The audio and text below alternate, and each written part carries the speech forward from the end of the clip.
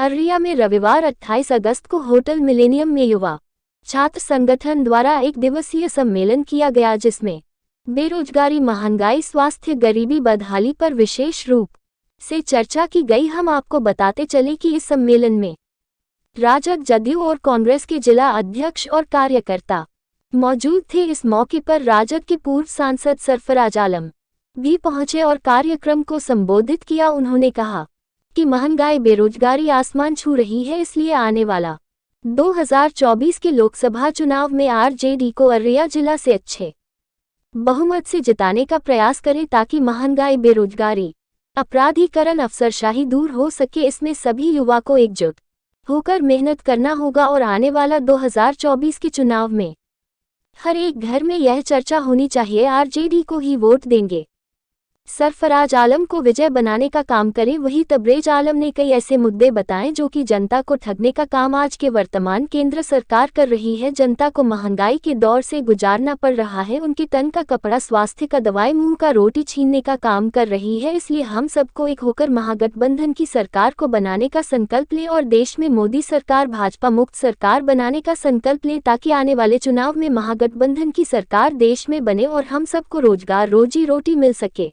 राजनीति वैसे राजनेताओं की जरूरत है जो अररिया स्थित से महरूम हो चुके हैं। हम तमाम नौजवानों से अपील करना चाहेंगे, गुजारिश करना चाहेंगे, बड़ी मजबूती के साथ 2024 में हम लोगों को पंचायत स्तर से लेकर प्रखंड स्तर से लेकर जिला स्तर तक, चाहे वो सोशल साइट के माध्यम से हो या जमीनी स्तर के माध्यम से हो या फिर आपस में सही कोऑर्डिनेशन कमेटी बनाने के माध्यम से हो,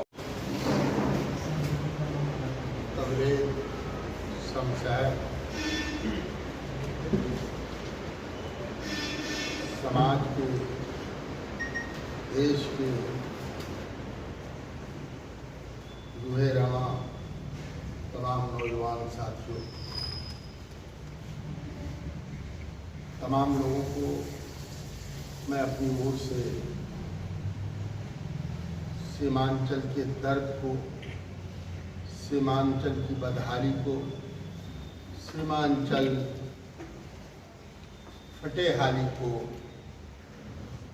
सिंचाई हो, बाढ़ हो, शिक्षा हो, स्वास्थ्य हो, सबकी सोच को आगे बढ़ाने के लिए इस खराब मौसम में आप लोग आए हैं।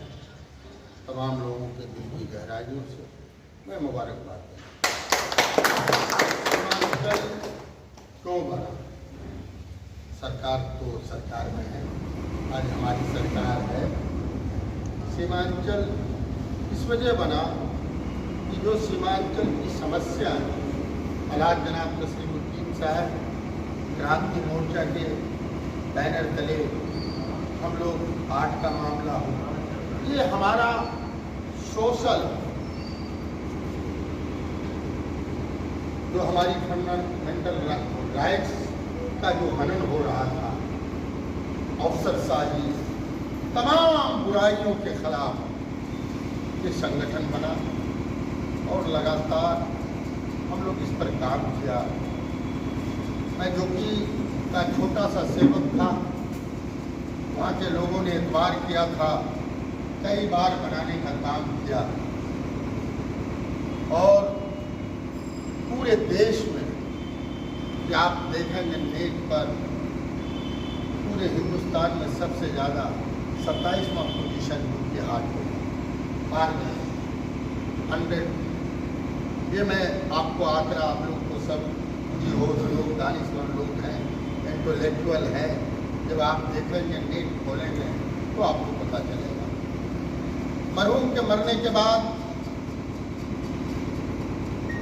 आपने जो कांटे का ताज किया था, उनका जो सपना था, तो मैं लमसम मरहूम के जो सपने थे, वो रेल प्रोजेक्ट हो, महानंदा बेसिन हो, जो काम करेगा।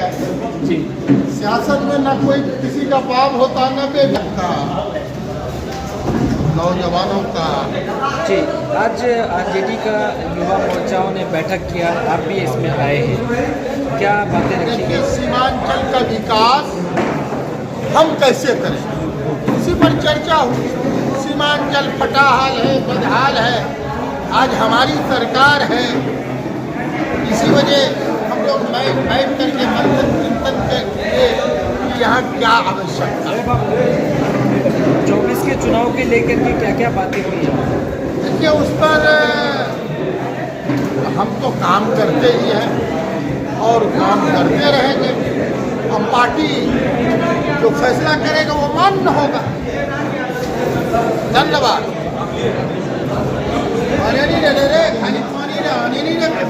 तबरेज भाई, आप हल्ला गुल्ला बंद कीजिए आप लोग। अरे ऐसे लगता है ऊपर देख।